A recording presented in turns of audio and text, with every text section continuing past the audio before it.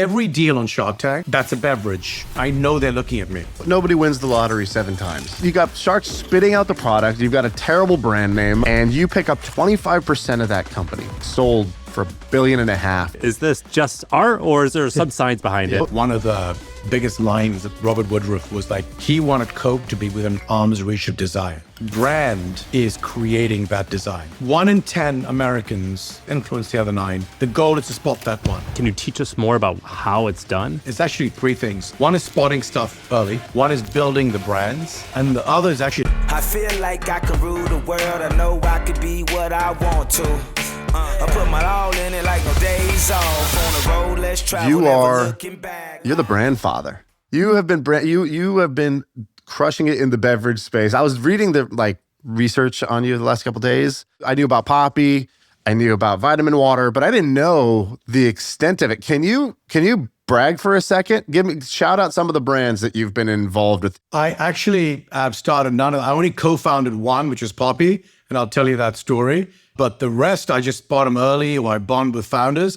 I think it was like Vitamin Water, Smart Water, they were tiny, Vita Coco. Even things I lost money on were well known, like Pop Chips, Vital Proteins, One Bar, Bulletproof, lost money, but still well known. What else? We have Farmer's Dog, Once Upon a Farm, and then probably Poppi is my sort of most famous one. That's an insane roster.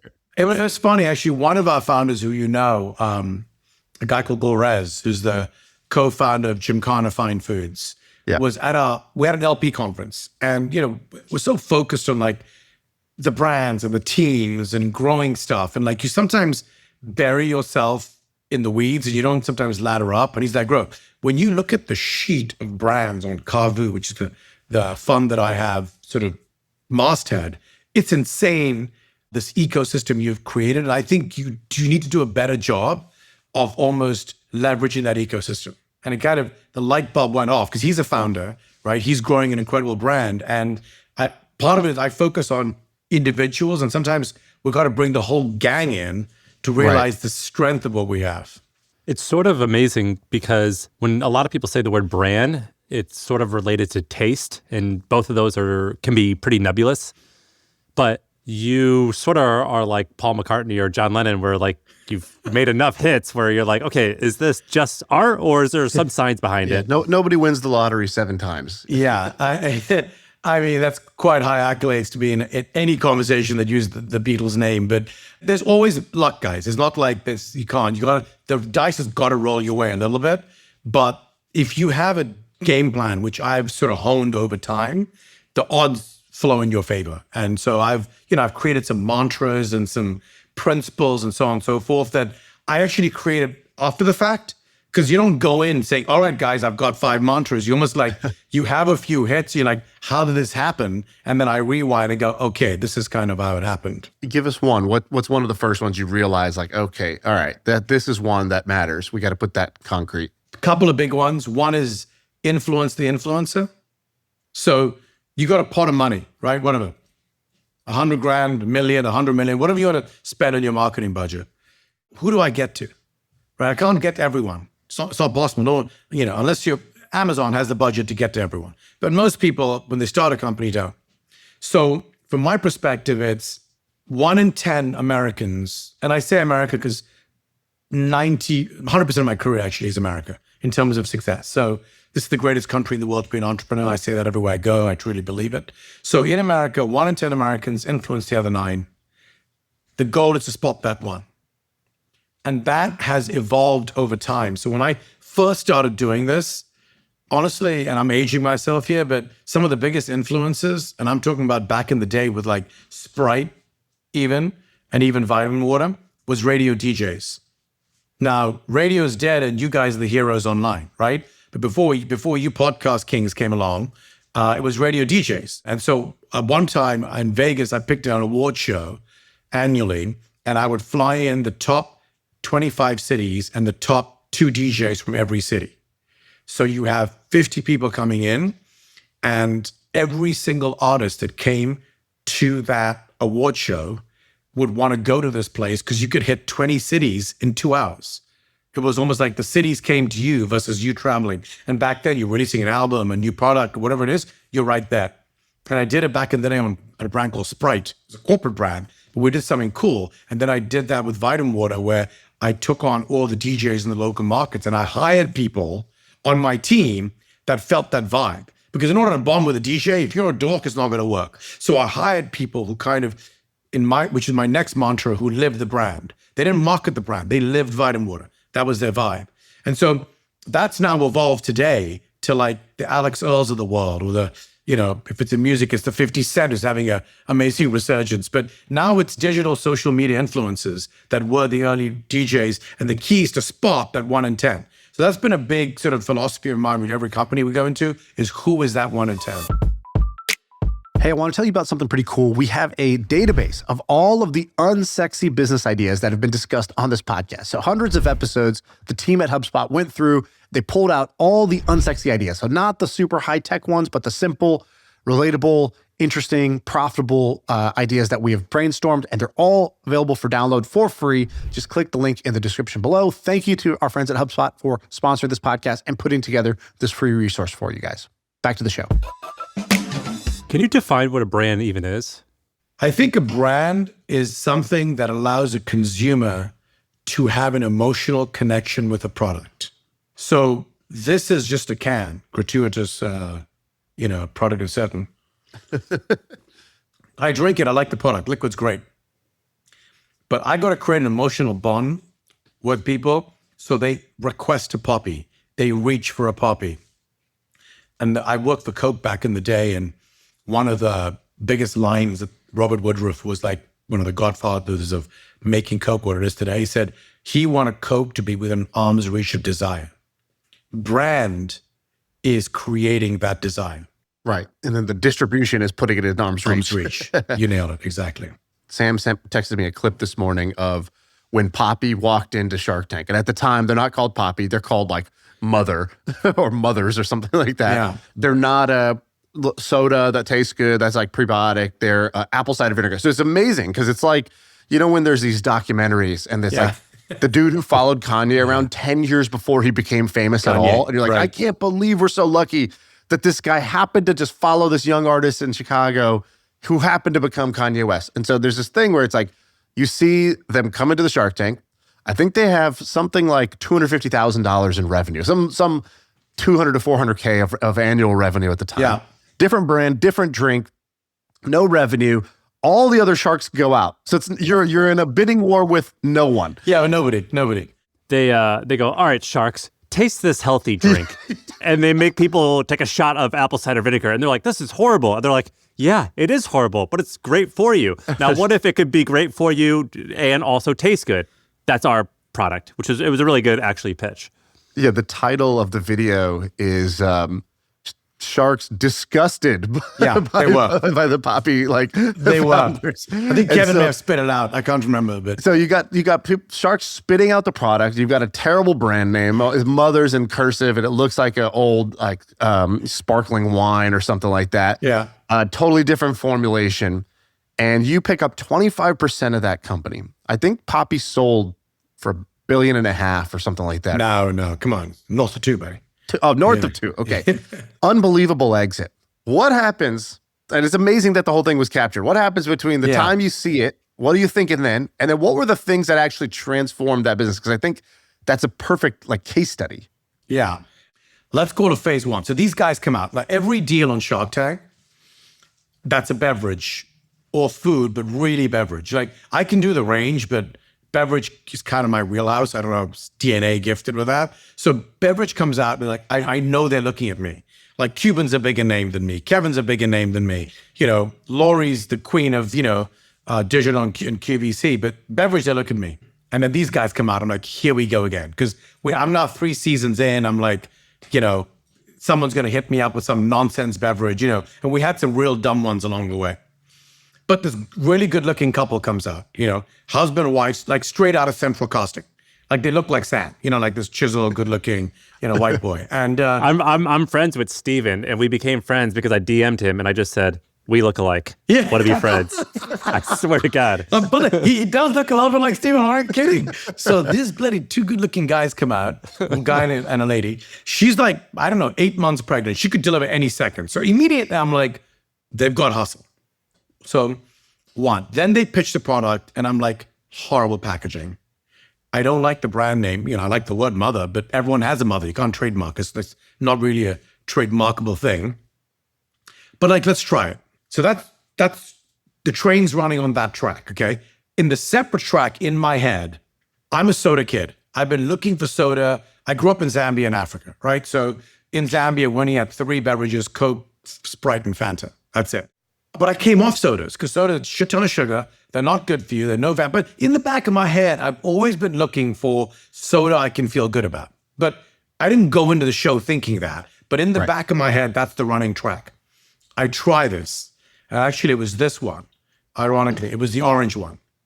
And so for me, that it's still, this is my top 2. Orange is my favorite and cream soda is my second. So funny, the 2 flavors I drank when I was a kid. It's amazing what 40 years later, it's throwing back to the 9, 10-year-old Rohan. It's crazy. Anyway, so I try the orange one and I'm like, oh my God, this is Fanta meets Orangina. If you guys remember. And I'm like, this liquid is in my head, takes me back. This is my modern soda.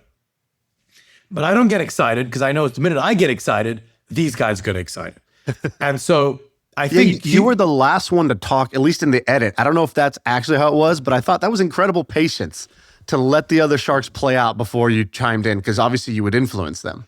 Exactly right. I did not. I specifically remained mute because the minute I seemed vaguely excited, and by the way, even then, Cuban and Bethany both turned to me and said, Rose, should we split this? And I'm like, kind of in a nice way, no, because if this works, which it did, why would I want to split it? And if it doesn't work, I'm fine to lose it. But in the end, I'm betting on myself, right? Right. I liked them. Like, I like Steve and Allison, but that's a very short like, we could go for dinner the next day. I'm like, oh God, they're horrible. The first thing I did when we became partners, I shut it down. I shut down Mother. And it was a tough conversation. And then basically, Steven, Allison, me, and a lady on my team called Stevie, we basically co-founded Poppi. There was no Poppi. And in my mind, I wasn't focused on an apple cider vinegar beverage. I was focused on making this modern soda for today's youth. And so I'm like, okay, if I love soda and everyone else loves soda, this is modern soda. And so we kind of created the whole modern soda category, but I wasn't thinking apple cider vinegar. And so we shut Mother down. Stevie, myself, Allison, Steven, and Stevie took charge of the packaging design, actually. We then all debated which is the best one to go with. We voted on it, and that's where Poppi came into play. What about the name? We had David Plastick come on who named Blackberry and Swiffer, and he gave us like a masterclass on naming product. Poppi is an incredible name, right, for a soda pop brand. To find that super easy to say, recognizable, fun. It almost feels bubbly in the name. So I'm strategically creative, right? Stevie and my team is what I call tactically creative. That sounds like something I would say when I don't want to do work. It's exactly that. Yeah, she works much harder. Yeah, good one. So it's a triangle offense, right? Allison and Steven had created the product. It's a great product, but their insight was apple cider vinegar, healthy beverage. My insight is I want soda. So what's America for soda is pop, right? So that's it's what everyone, in England it translates, that's all the Poppi is exploding in the UK now, but and Stevie's goal was how does she take what they created, what my strategic game plan was, and create a name that rolls off the tongue. And we had a bunch of them. At one point, I even liked Mom and Pop, because I'm like, it was a throwback to like Mom and Pop stores and all that. And people told me it was stupid, and they were right. But then when they came out with Poppi and Stevie presented, I'm like, okay. Right. All right, let's go back, because you only invested, I think, $250 or $400,000 into Poppi. And so it was really small business. You shut it down at $500,000 in revenue, and you rebranded it and restarted it as Poppi. Do you remember what was the revenue growth up until you exited for $2 billion? Yeah. So at this point, I give Alice and Stephen full credit because Mother was their baby. And to go to a founder and say, hey, good news, bad news, I'm your partner. Bad news, we're shutting down Mother. we're now co-founding Poppi together. That takes a lot of faith on their part. And we launched in March of 2020, right? We're all set. I said, guys, I don't want plastic because plastic's bad. We can't do glass because it's inconvenient. We're going to go back to cans. OG, Telegraph soda. That's what I drank. I'm sitting here drinking out of a can. We launched March of 2020. What happens in April? COVID. The world shuts down. Yeah. So we had started to be a more digital company because that's just the nature where life was. But we turboed that because then suddenly all retail was dead and everything became digital and so on and so forth. So in our first year, we did like a couple $1 million only because the world shut down, which is still incredible for that. But then we went from like a couple of million to over $500 million in the next 4 years. So from 21 to 25, we exploded. And did you put more money in the beginning to push marketing, or did you guys raise? What did you guys do? Yeah, we kept raising. Beverage is expensive, by the way. Like I put more money in, my fund Kavu came in. So my business partner, Brett, was like, look, I believe in you. I don't get beverages early. If you get it, Kavu's going to back it. So everybody went in, right? And so we kept backing it. We raised a chunk of money, but everyone got a great return because of the exit number. It's not really what you get in at, it's what you get out at. How much did you raise in sum? All in, 40 maybe? Wow. That's amazing to go that's from, not that much. I didn't realize you guys were that new. So roughly 2021 to 2025, 26, 0 to $2 billion exit. Yeah. What was the most satisfying win you had? Was it Poppi, or was it something earlier? Was there something where maybe even it wasn't as big financially, but you just were proud of kind of the way you made it work? No, Poppi hands down. Poppi. Because Poppi, everything else, I went there and someone else had a product that I built. Here, Steve and Allison had created Mother, and that it was brilliant. Without the liquid that they had created, we wouldn't be anywhere, right?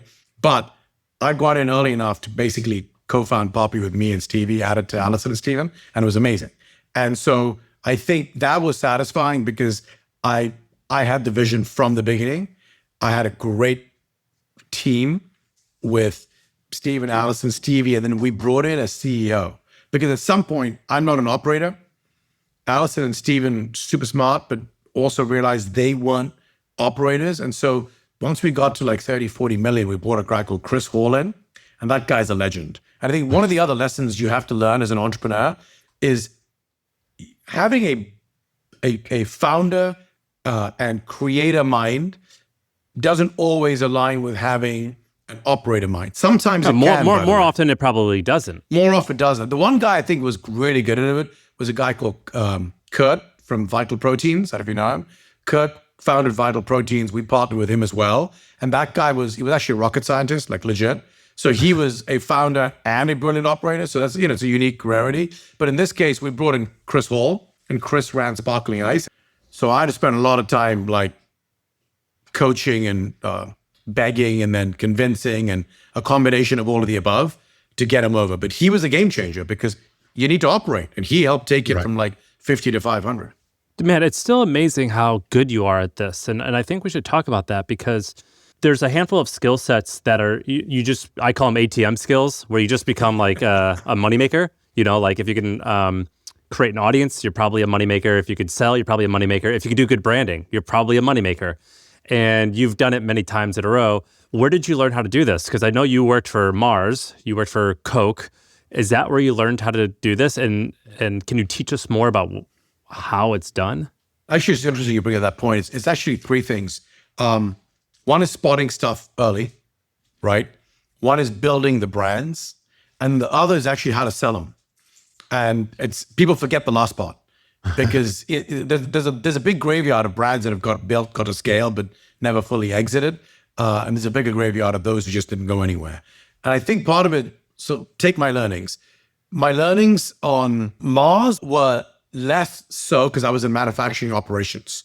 So my learning there was almost like the importance of supply chain, operations, gross margin, like the boring stuff. But people forget that if you don't have good gross margins, you cannot make money. And if you can't make money, you go bankrupt. And by the way, I've still made that mistake. I had an incredible product called Chef's Cut.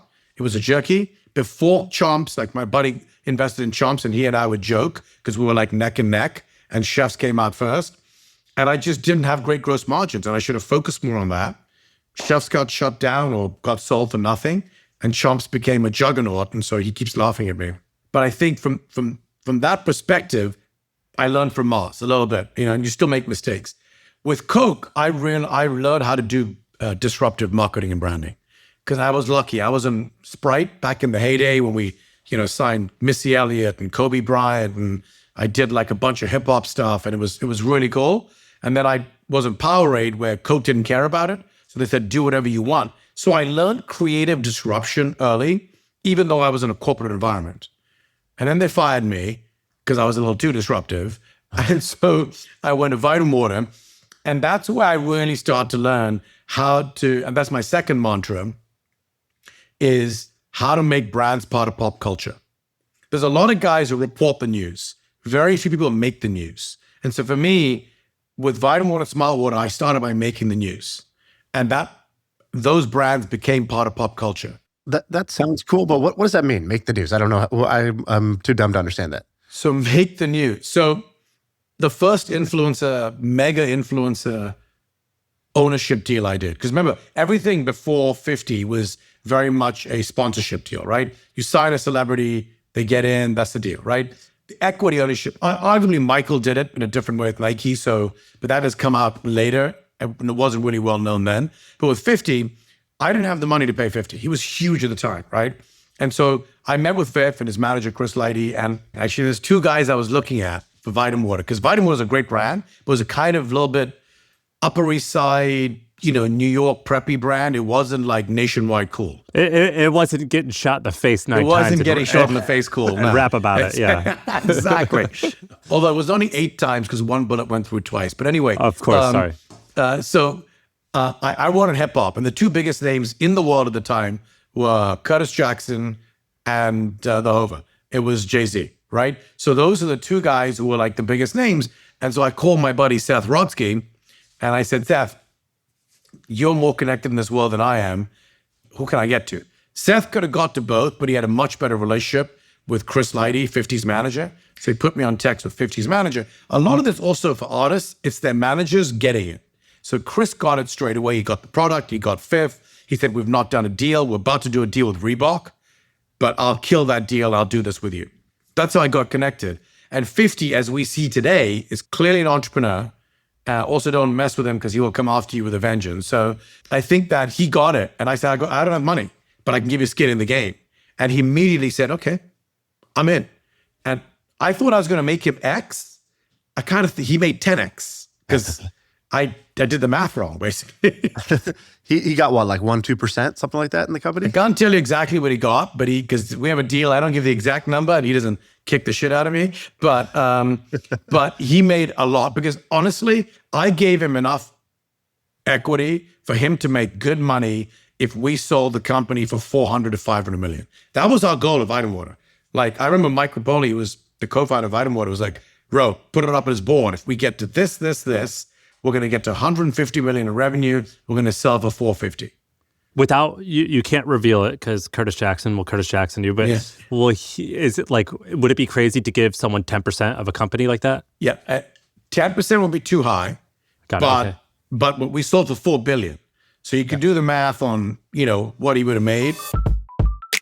All right, let's take a quick break. And I got a question for you. When a buyer asks AI for a solution like yours, does your business come up? Most companies have no idea. And by the time they found out, they've already lost the deal to another company that did.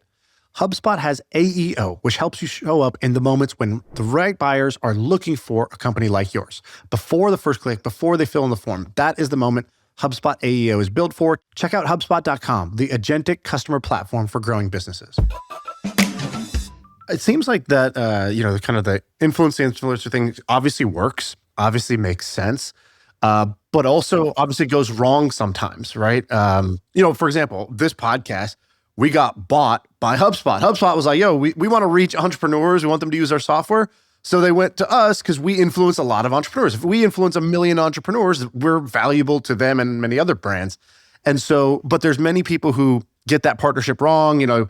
Celebrities are busy. They're they're divas. They don't really care. Maybe you didn't make it incentive enough and it's hard to claw back. So like, I guess how confident were you and what made it go right versus go wrong? I think what makes it go right, it happened with 50. It happened with Jennifer Aniston on Smart Water. And I think it happened most recently for me with Alex Earl on Poppi. And the connective tissue that 50, Jennifer, and Alex all share is belief in the brand, creative connectivity. Like they creatively got the brand and connected with, they believed in it, they creatively connected with it, and they went above and beyond. Those are the three things when consumers, because consumers are smart, know, okay, that's the real deal, right? Like Alex loves Poppi. I see the cool shit she's doing with it. And also, she's probably the smartest 24-year-old I've ever met, who actually knows her brand, knows her DNA, makes me feel old. Like she is on it, you know? Love of the brand, cultural, creative connectivity, and then going above and beyond. When you're looking at these deals, what would you say are the traits that the winners have in common? And what would you say the traits are of the losers? So, for example, we had this guy named Chad who started Groons on. And he Chad's sold it. great. Yeah, so he sold it for $2 billion. 1.2. $1.2 billion in 35 months or something insane. And we were like, and he was like, basically, he was like, I called my shot. I worked at a PE firm and I realized that the TAM needs to be big. My CAC to LTV needs to be 1 to 3. Like he's like, I kind of had it down to a little bit of a science. He didn't say it that way, but that's how I interpreted it. What's the science in your head of not for investing, but for building a winning product? Yeah, it's similar. I mean, one, let's start with big categories, right? At Carvu, our game plan is we're basically trying to, in a nutshell, upgrade the products that everyday Americans are using with better quality, right? So I'm not recreating the wheel. I'm just giving you a better wheel. That makes sense. And so take the biggest TAMs in food, in beverage, in beauty, in pet. And at Carvu, we're like, okay, well, you like soda? Maybe a Coke or a Fanta's not good for you. We're going to upgrade you to a Poppi. You like pet food? Burnt extruded kibble that has very low nutrient value ain't good. We're going to give you Farmer's Dog, right? The goal is how do you give Americans what they're used to, but elevate it so they can feel better about themselves? What are the big TAMs that are left where you're like, we still haven't found the winning kind of brand or product in a certain category? Like if I go to that grocery shop or I go to the supermarket, where do you see the opportunities right now? Which aisle? Everywhere. Let me explain why. Go down every aisle, next time we go. By the way, my wife gets super pissed with me because she sends me out to get stuff in the grocery store and like 2 hours later, she's like, where the hell have you been? I'm like, honey, this is my business. Like my dumb ass wandering around the grocery store figuring out what's broken. But that's the scenario. Go down and say, okay, would I buy all these products? And my guess is if you go to a traditional grocery store where most Americans shop today, you would probably say, no, yes. So you have 7 no's before you get to a yes. Go down the candy aisle. Okay, I have an investment in a brand called Skinny Dip. Have you heard of it? Yeah, I love those. Yeah, these are so addictive. Right. But the almond TAM is okay. Wait, it's chocolate. Is this almond TAM is this big? Creating sweet treats that don't have guilt, right, is this big. So Skinny had chocolate-covered almonds. The brilliance of the founder was after X number of years, she's like, this shit ain't working. It's doing fine, but my TAM's not big enough, right? To the point you made with Chad. She pivoted. She created peanut butter cups. She created coconut bites. And she created wafers. You want to name me the 3 products that do that? Reese's, Almond Joy, and Kit Kat. By the way, all 3 of these products, sub 2 grams of sugar. So now I can have, and I do, a coconut bite every day with my coffee or after dinner because I need have a sweet fix, but 0 shits given because it's 2 grams of sugar. You don't care it's 2 grams of sugar. You give your kid, you'll have it. 10 grams, 20 grams, your mind starts clicking a little bit. Is it possible to even be more specific? When you're walking around the aisle, is there a spot where you're like, this product should be right here on this shelf and it's not? Yeah, or, so go to the confection shelf and say, what will I eat? And I look down, I'm like, almost nothing. Because everything is fully loaded with sugar and it's really highly processed. So now take the process down. There's a lot of good stuff that's less processed, better ingredients. Can we agree on that? There is. However, the sugar content is still high. So now I've evolved from horrible stuff to maybe like an alter ego chocolate or a Hue chocolate. They're great, but they still got a high sugar content. So you asked me what I'd do. I go sit at the entire confection shelf. I put my arms up like this and look around. What would I eat? And the only thing that I can eat is Skinny and maybe one other product because I feel good about it. So let me ask you a question. You had this great line where you go, the shelf space is the original algorithm. The same way that content creators are constantly trying to figure out how to get on the YouTube shelf or the Instagram shelf. How do I get discovered there? It's even harder, arguably, because there's a very like mafia-like business practices that occurs in behind the scenes of these shelf spaces. Like I've walked through one of our events that we do, guys have like brands at Target or Safeway or whatever. We walk through and we do store walks, and then they explain, Mr. Beast, he'll explain how the candy aisle works, and he'll explain Mars and Hershey's and the tactics they use and how your color blocking, your section, et cetera, et cetera. So you get this sort of PhD in each aisle. I think his market's a little bit different. So, you sell, like, let's say Skinny Dip, just a little higher price point, better for you is like the bigger angle. Whereas, he's, I think, one of the fastest growing brands in Walmart, right? And so his price point has to be a big constraint. So he has to play a slightly different game, but he's doing a lot of stuff with like, his better for you isn't in the ingredients, it's in the business practices. So like, we don't use child labor and the cocoa farms and, things like that, which is he cares. He's trying to get everyone to care. Will it change people's purchasing decisions? I think is a question. But I guess the thought process is like, how do you get the shelf space? Well, I think so I'll reverse engineer. One of the advantage I bring to the mix, right? We talked a lot about influencer and so on and so forth. The second influencer, and probably as important, is retail buyers. And I've now established, because I've brought a run of great products and exits and scale, I have great connections with the top people at Walmart, Target, and Albertsons and Kroger, et cetera. And just maintaining those relationships are key, because when I bring a product that I've invested in or Kavu's invested in, they will give us a shelf space. And I think that's a lot of entrepreneurs come to us because they're like, okay, great, I can do X, Y, and Z, but if I just get one meeting with the top guy at Walmart, that could inflect my business in a way that's unique. So I have the relationships now. However, retailers are smart and they are actually closer to the consumer than big corporations. So they are seeking the products of tomorrow while maintaining what I call the brands of yesterday. Because you can't eliminate the brands of yesterday. Too much money, too much revenue. At the same time, you then also have to bridge to the brands of tomorrow. And Sam, to your point, take Poppi. A regular soda is probably $1 for a can, right? A Poppi is probably $1.60, $70, $80, depending where you buy it, 90. Would you pay the extra 50 cents, 60 cents, 90 cents? Probably. It's not like I'm buying a BMW versus I'm buying a Toyota. It's like a 20,000, 30,000 difference there. Here, it's a 30, 60, 90 cents difference. So a big part of what I do also is when I go to retail is whilst the product might be premium, I still want to try and appeal to a large amount of Americans in their ability to reach those products where they're attainable.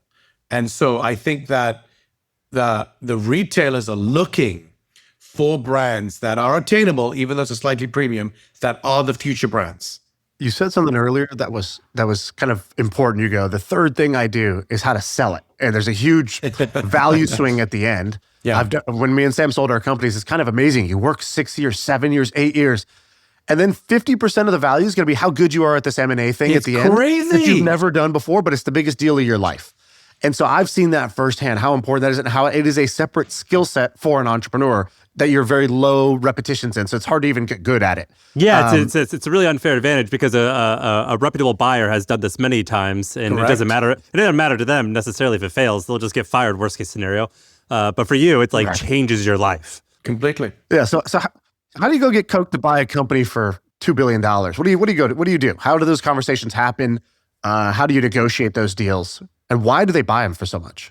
So that's, again, why, I've established, and I don't have relationships everywhere, but, I have a relationship with a lot of big CPGs, right? Coke, Pepsi, Hershey, Mondelez, KDP. So I've done that over time. A lot of these guys I've either worked for worked with over time, because I've been doing this now for 25 years in the industry, right? Maybe longer. And so relationships with the top guys is critical. And so, with one bar, I walked them in back in the day to Hershey, to the CEO of Hershey at the time, right? I didn't negotiate the vitamin water deal. The founder of vitamin water, Darius, did brilliantly. And I learned from him, by the way. So I'm on the sidelines watching this guy go to town. I brought Coke to the table. So I called Coke because I used to work for them. Sandy Douglas, a mentor of mine, he brought the CEO, he was the president, and they negotiated with Darius. And I saw what he did, and I learned from that. Out of that negotiation, what was one thing you picked up? If you have a great brand, it's okay to be slightly unhinged on your expectation. Like when he said the number starts with a 4, I almost fell off my chair. I'm like, did he just say 4? And I thought 4B, and Coke came back at 4.1. I'm like, all right, guy. I sometimes you get nervous because there's a fine line, guys. Shaan, you made such a great point. You spend anywhere from 4 to 10, 15 years building your baby. And then the finish line is where the money's made. And so sometimes you get scared because if you overreach, which I've also done, and you fail, you might be catching a falling knife. But if you underreach, then you keep kicking yourself with how much you left on the table. Dial in on that. That's interesting because knowing if you have a great brand is actually a bit challenging, but overreach and underreaching, that is also very nuanced. Is there some more specific details that you can give on how like, for example, do you look at comps and you say, we're just going to be the top quartile? What do you do? Yeah, it's a very good question. Timing is everything, by the way, right?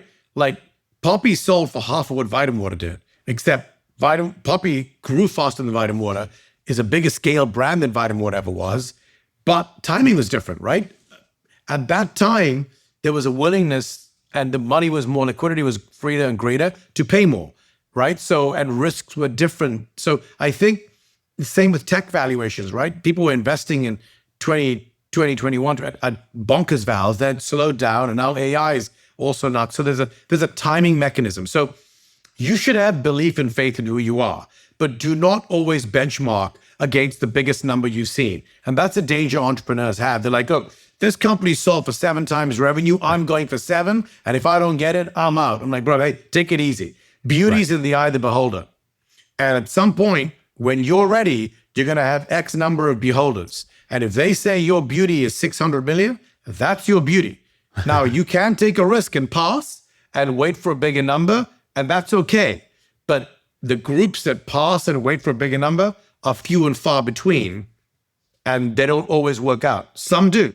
I also think that there's definitely like a je ne sais quoi. There's a showmanship that is involved here. It's very. Yeah. I've known you now for 57 minutes.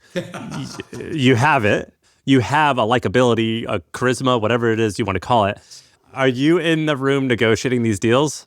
In some I am. So with Poppi, we brought it's also good you have to have a banker, and bankers have done this, right? So get a good banker, get good reps. So we had Goldman Sachs with Poppi. I built a great relationship with them.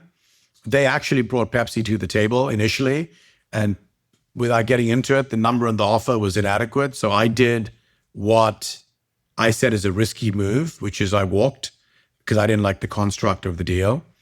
And then someone else came to the table. I also walked because I didn't like the construct of the deal. And before I speak to Steve and Allison, they were probably getting nervous at this point because, I was blessed to have had exits before. They hadn't had any. And even Stevie was losing it at one point because they're like, this is life-changing money that Ro's saying no to. But I just didn't like the construct because it wasn't a full buyout. The earnouts weren't. And so third time's a charm. So when Pepsi came back, I ended up negotiating that directly with them. Did it change your life too? Yeah, it's when you have a massive win like this, you always have to step back and realize how blessed you are, not take it for granted, see what you could do for others and those around you. And a good thing for me was I let a lot of people into the deal. So it wasn't just me. I had family, friends. One of my closest childhood friends was in the deal. And so when you affect other people beyond yourself, that's huge. Today's podcast is brought to you by my friends at Mercury. They make the world's best banking product. I think you know this already. I use Mercury for all of my businesses. I think I have like maybe 7 or 8 businesses. We use Mercury as our business banking across all of them. And now they actually just launched a personal banking account. So I have my personal account there. I moved off of Wells Fargo and Chase. I'm just all in on Mercury. Why? I like products that are easy to use. I like products that get me and the problems that I have. So like very easy to make a joint account with my wife. Very easy to spin up virtual cards. One click and I get savings yield. It just has all the stuff that I need in one place. So if you're looking for the best banking product on the market, it's definitely Mercury. I will fist fight anybody who disagrees with me on that. Go to mercury.com/personal and learn more. Mercury is a fintech, not an FDIC-insured bank. Banking services are provided through Choice Financial Group and Column NA, members FDIC. You said a bunch of things earlier that I want to ask you like the same question, but with a different caveat. So sometimes I'll be like, hey, how do you sell this company? You're like, well, I call the guy, I know him. How do you get on the shelf? Well, they know me and I know them. And like, that's true and great and an extreme advantage today. But two problems. One, you didn't wake up. You weren't born with that. You earned that somehow. And the second is it's not, most entrepreneurs don't have that advantage. If they don't partner with you, just in general, people have to figure out how do you survive? No one's going to come save you. Do you have an insane hustle story from the beginning? Because that's what gets me excited. After this, I'm going to go work, and nothing fires me up more than a good hustle story. You have to have hustle at every stage, by the way. So I'll give you a Poppi story, which is later. I've had a bunch of exits, but I'm still hustling. Because guess what? People change out of roles in corporations. So when I say I know people, historically, I've used bankers, I've used brokers, I've used people in the industry, which you have to use as an entrepreneur. You've got to build a relationship with everybody so that they get you in the room. And then when you get your shot, you make it work. So I'll give a shout out to my buddy, Danny Stepper. I don't know if you know Danny. Danny's kind of a legend of the beverage industry. I went to the Beverage Forum, just finished yesterday. It's probably the best beverage conference any beverage entrepreneur should be there. It's the best beverage conference in America. And I went there 2 years ago, and Danny said, Ro, would you speak? I said, yes, I'll speak, but there's a but in this thing. I need a Walmart and a Target meeting while I'm at your conference. And he had some of the lead guys from Walmart and Target. They don't know me, they know of me, but it's not like just because I walk in, they're still Walmart. They're like, Ro, screw you, we're Walmart. And so I went in and I danced. Me, Allison, Chris Hall, the CEO, and I danced. And I danced the modern soda dance because we were sucking wind at Walmart. We were doing everything else. And I'm like, this is my one shot. And I came in and I painted the vision. I said, guys, this is not prebiotic soda. This is modern soda for tomorrow's generation. And I made a full story. And the light bulb went off at Walmart's head. And the head buyer, Will, amazing guy, went away, believed in the vision, got behind it. His boss, Melanie, was a rock star at Walmart, accelerated it from 2025 into end of 24, and Poppi did this. That was the moment Poppi went into explosive growth mode, and I'm doing the hustle, I'm doing the dance, and by the way, I've been very successful. But if you come in with an ego and you're not willing to dance for retailers, regardless who you are, they don't give two shits. I know that Kavu is incredibly successful now. I know that I believe it's many billion-dollar funds. You've had multi-billion-dollar exits. And I know that you started like in the Mars factory, like I think you said counting M&Ms. The show is called Twix. The show is called My First Million. I don't know like the middle ground. What did you do to make your first million? Because was it investing your own money in brands? Was it because you got equity in Vitamin Water? My first million, so I got fired from Coke, too creative disruptive. And I went to this no-name company called Vitamin Water. In fact, I sent a bunch of product to my friends and they didn't even drink it. That's the power of brand, by the way. They didn't drink it. And 2 years later, the same jackasses called me, Ro, Vitamin Water is huge. My kids love it. I'm like, dude, I said that to you 2 years ago. You never said shit to me. Anyway, so I put my own money in. I borrowed from my dad. So I'm broke as a joke. And I borrowed from my dad. And I get equity. And so I went from, fumes on my bank account, because I was basically spending everything I was making, to the Vitamin Water exit. And that was my first million, or more than that, but it was putting everything that I had. And I think that's honestly where you make a big bet, you put everything into it, and if it works out, that's kind of where you get your biggest paydays. Did you raise money for a fund right after that? Where you're like, No, this is... I did my own thing. So I did Vitamin Water, Smart Water. I exited. I had my own money. So what's the phrase they say? You invest off your balance sheet. Some bullshit finance phrase. So anyway, yes, I invested off my balance sheet, meaning I went in solo, Rohan, into Vita Coco, into Buy, into Pop Chips. And Stevie was my right-hand wing woman in this case. And so she was she learned marketing from me. We did it together. And now she's the head of marketing for Carvoon. That's really interesting. And what I'm asking is really personal, so you can avoid it or you can give as much information as you want. But I find that to be cool. And there's a lot of people listening who are like, I would like to make a little bit of money and spend a little bit of money doing what this guy's doing. That's badass. I don't want to start a fund yet. Are you able to give any type of numbers as to what you had when you started investing in Pop Chip and all these companies? Yeah, I can give you a range. So I was investing anywhere from probably $500,000 to $2 million. That's a shitload for an angel investment. Yeah, I wasn't that smart, dude. I was a little bit unhinged. Long term, I worked out great. I don't advocate you go that heavy. Were you really rich? No, I think I bet on myself a little too much. So yeah, I had a lot more money than that, but I think you have to be willing to lose if you're going to win. Did you tell yourself like, okay, I'm willing to lose $10 million, but I'm gonna bet on myself to go make a few concentrated bets? Did you sort of mentally partition like this is losable money, or you were just going and you didn't even think about it? There's a lot of stress. So basically, I was kind of doing the math. I'm like, okay, I'm in for this, I'm in for this, I'm in for this. And then like, X years later, I'm like, well, I'm in for 10, but I've made, 10 times that. So I think I'm good. You know what I'm saying? So it's like, it was organic. Like, caveman math. I like it. What percent, for the principal, not the markups, what percent of your liquid net worth was in private deals? Yeah, a lot. I really should have done a better job with my publics. I was very into my privates because I'd made my money on private. So it far too high percentage. Was it like all?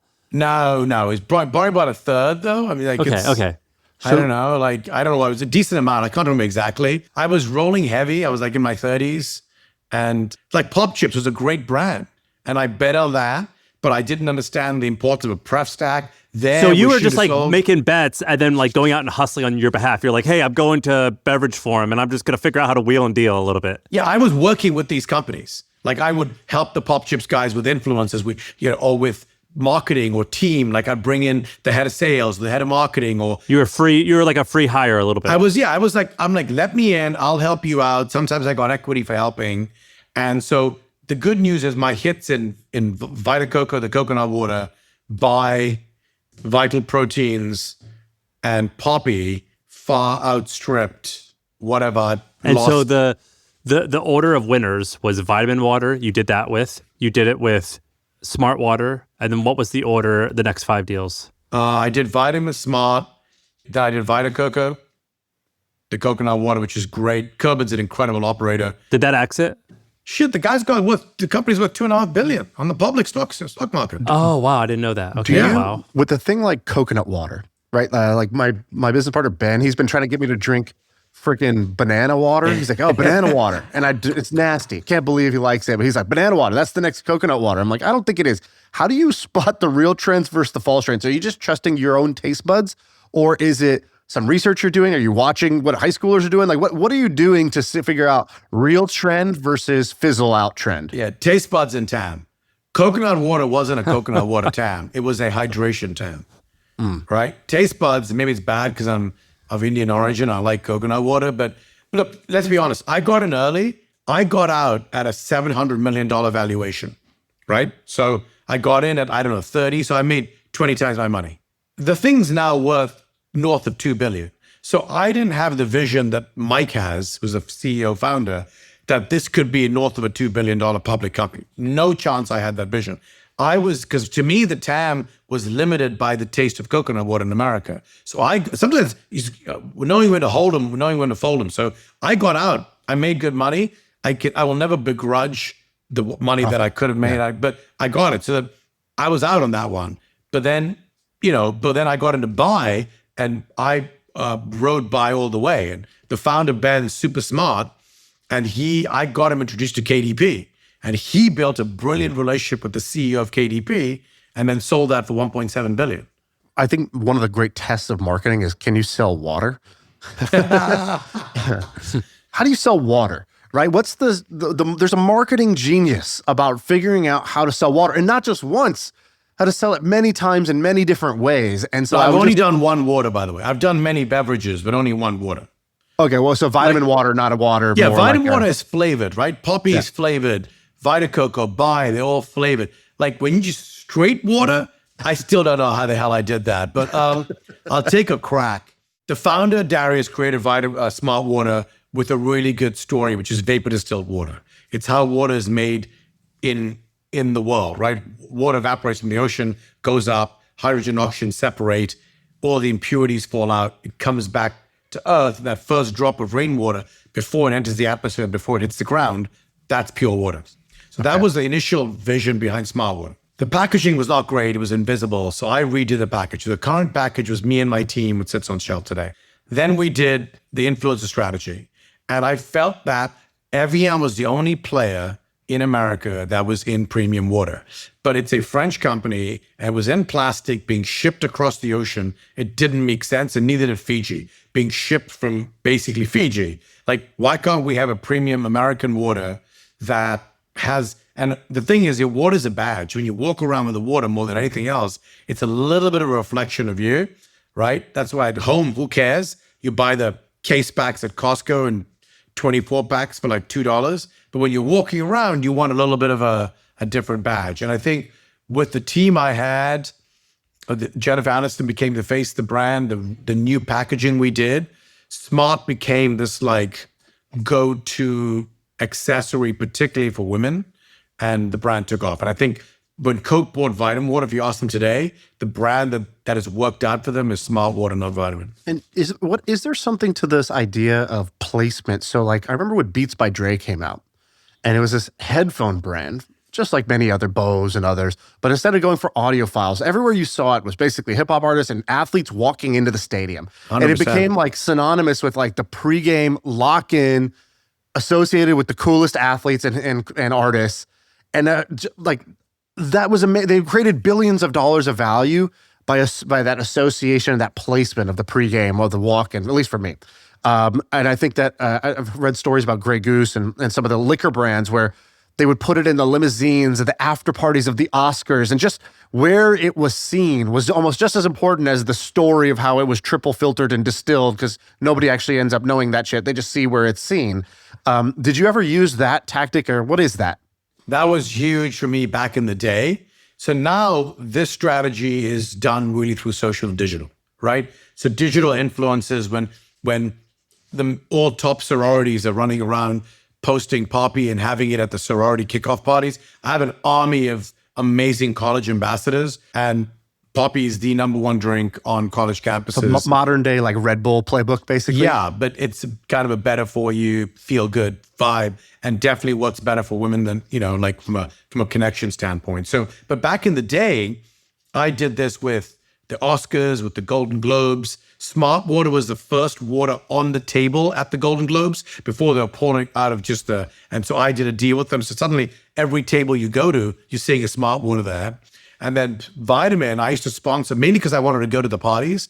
So Patrick Whitesell, I think Patrick is too big time now, but Patrick used to throw the coolest post-Oscar parties, Oscar and VMA, Golden Globe parties in LA. So just for me to get access to those things, I would sponsor them. But the good news is I remember going to one, and it was back in what I call round one of J-Lo and Affleck dating.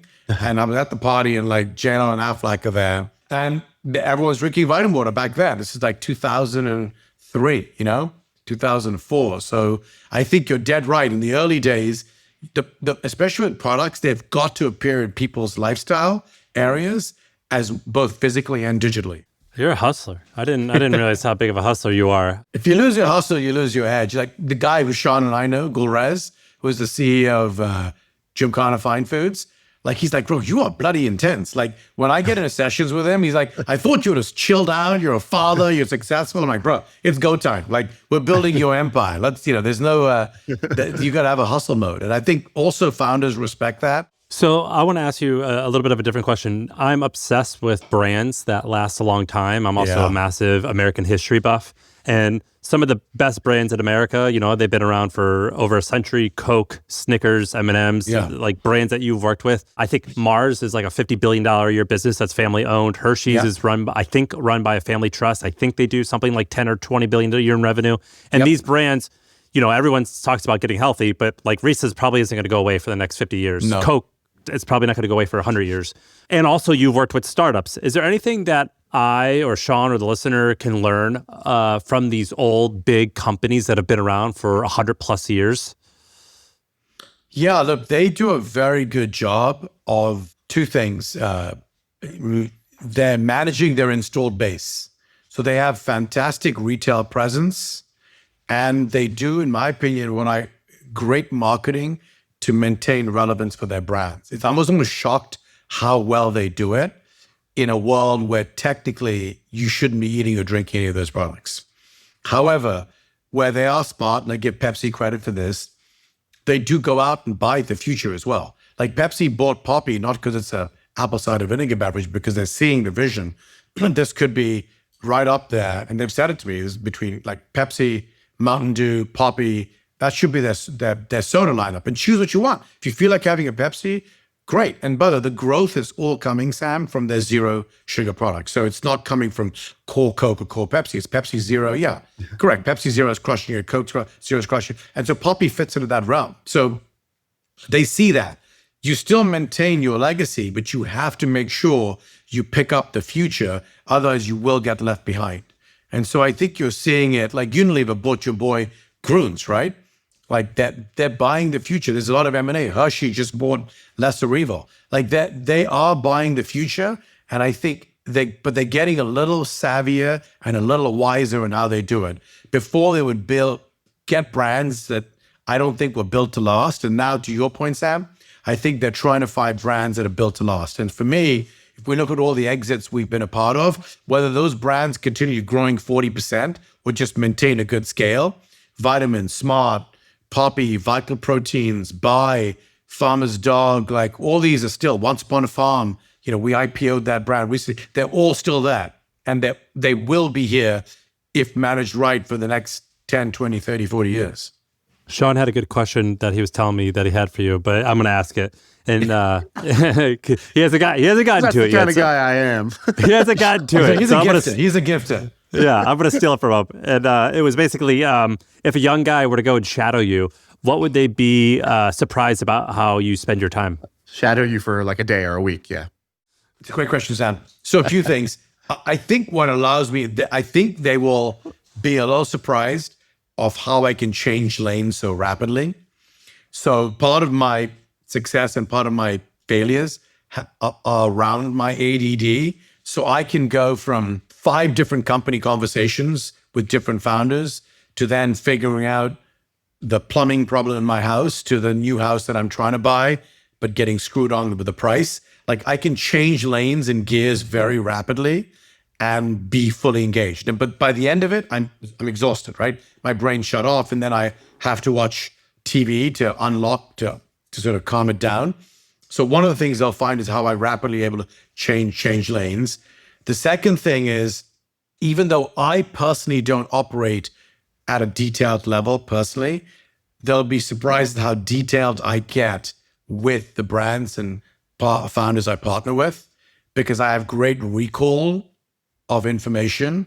And so they're surprised. Sometimes the founders think I've forgotten something from like a month ago when I asked him about it. You can ask Ulrez, he's a classic, where I'm like, 3 weeks ago, we spoke about this. Where are you on this? He's like, shit, how did you remember that? He thought because I forgot to come back, he could ignore me. And so my ability to recall and retain info, because you have to go deep with founders, because if you go shallow, you're not helping them out. It's got to be meaningful stuff that helps impact their business. And then the third thing is I'm blessed to be living a great lifestyle. I'm living the American dream, right? I'm an immigrant that came here and did well.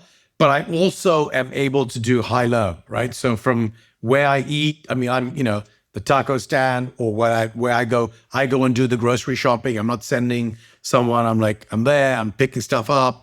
Because I think if you don't live in reality, you then can't operate in reality. You kind of end up in this 1% world, which doesn't help when you're dealing with products that deal with all Americans.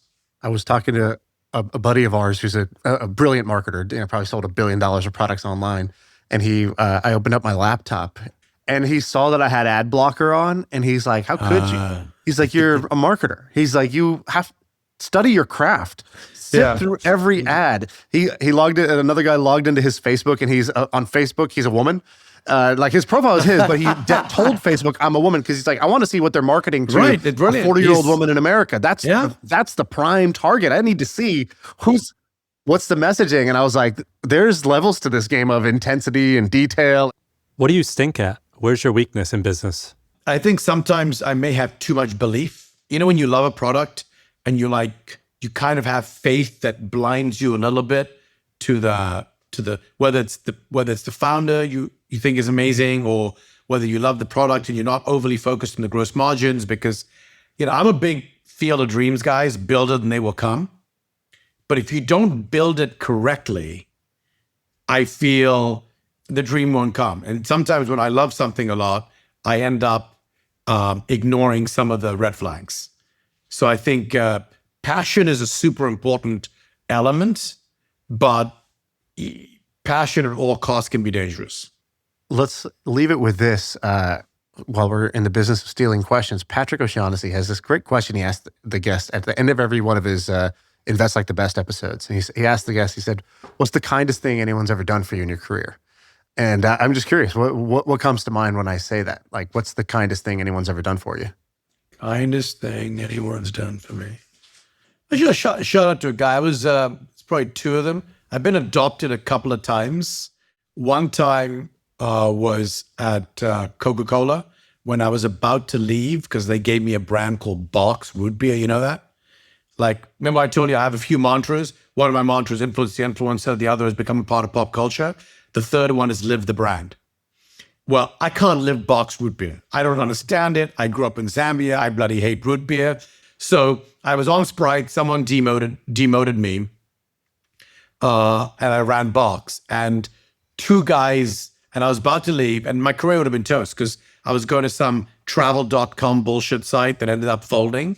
And two guys, a guy called Todd Putman and a guy called Daryl Cobbin, kind of heard that I was leaving, saved me, said, we'll give you something different, don't leave. They put me on Powerade, and that changed the trajectory of my career once.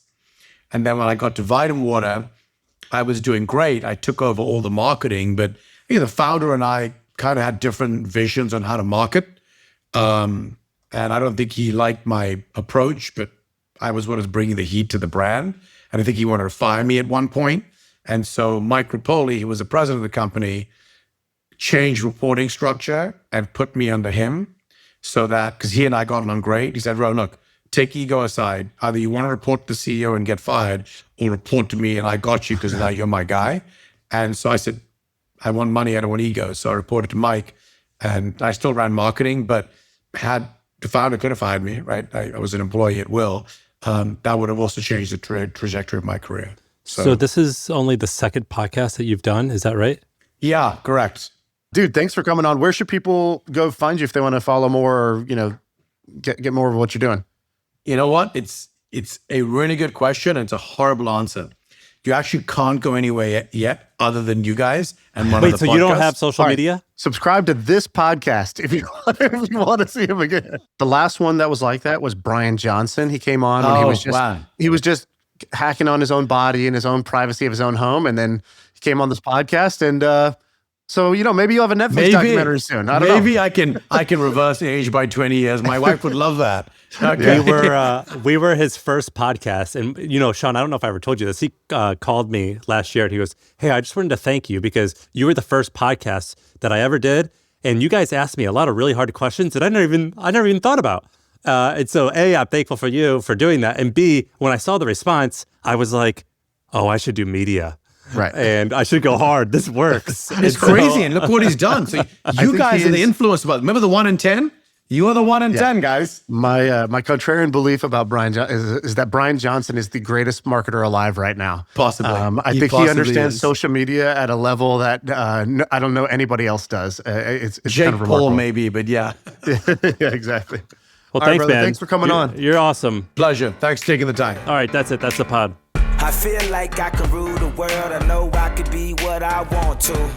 I put my all in it like no days off. On the road, let's travel, never looking Hey, back. let's take a quick break. I want to tell you about a podcast that you could check out. It is called The Science of Scaling by Mark Roberge. He was the founding CRO of HubSpot, and he's a guest lecturer at Harvard Business School. The guy's smart. And he sits down every week with different sales leaders from cool companies like Klaviyo and Vanta and OpenAI. And he's asking about their strategies, their tactics, and how they're growing their companies as, head of sales or chief revenue officer. If you're looking to scale a company up, if you're a CRO or a head of sales that's looking to level up in your career, I think a podcast like this could be great for you. Listen to The Science of Scaling wherever you get your podcasts.